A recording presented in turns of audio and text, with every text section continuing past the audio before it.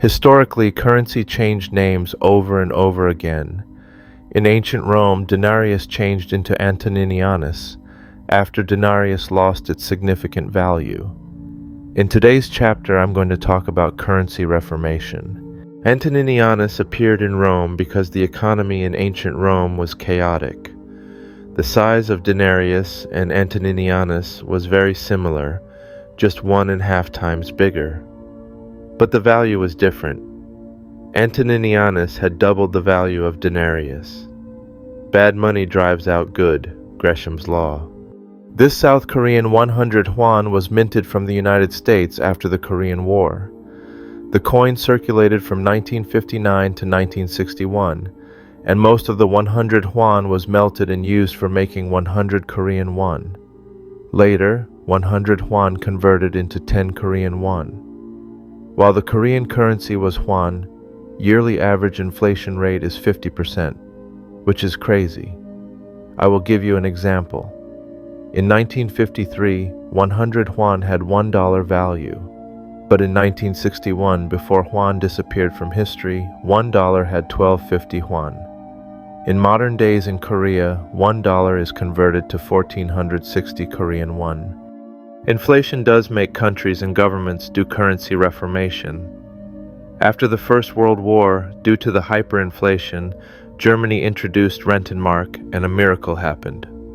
Hyperinflation stopped once Rentenmark was introduced. How bad was hyperinflation in Germany? Well, 1 Rentenmark was equal to 1 trillion marks. So, it was pretty bad.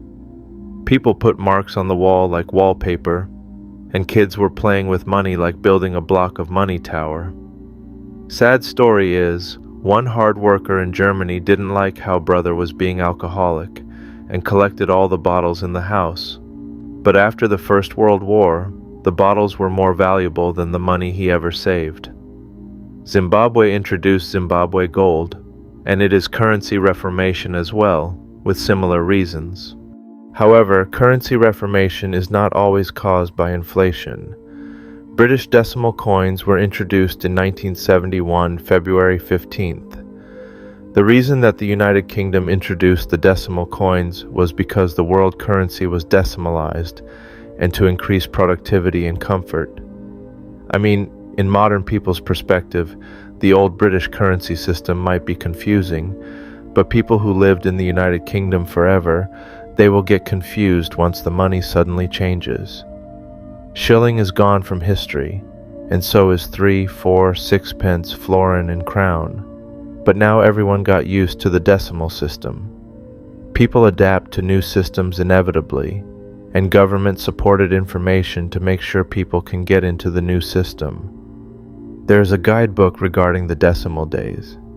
It might be confusing from the first day, but once you get used to it, you just adapt to it. Somehow, I do have plenty of Hungarian coins from the medieval era, and it shows the transition of Hungary as well. Denier was used almost all over Europe, but each country started to have their own denomination.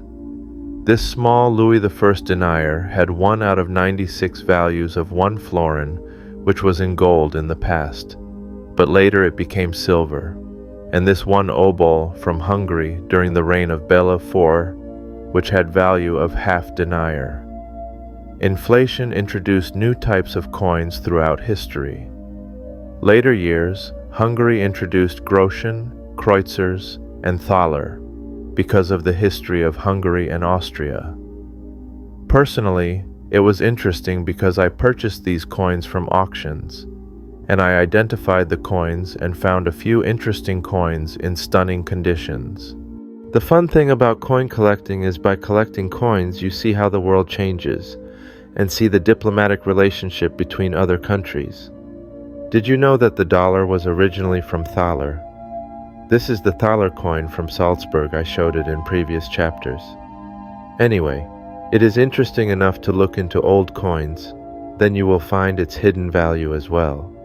Once you see the coins with different denominations, you can think it must be an old coin, and if people are smart enough, then they know old coins have value. So, maybe start to collect coins. It is beautiful enough to decorate your room, and it is fascinating enough to show people and get their attention.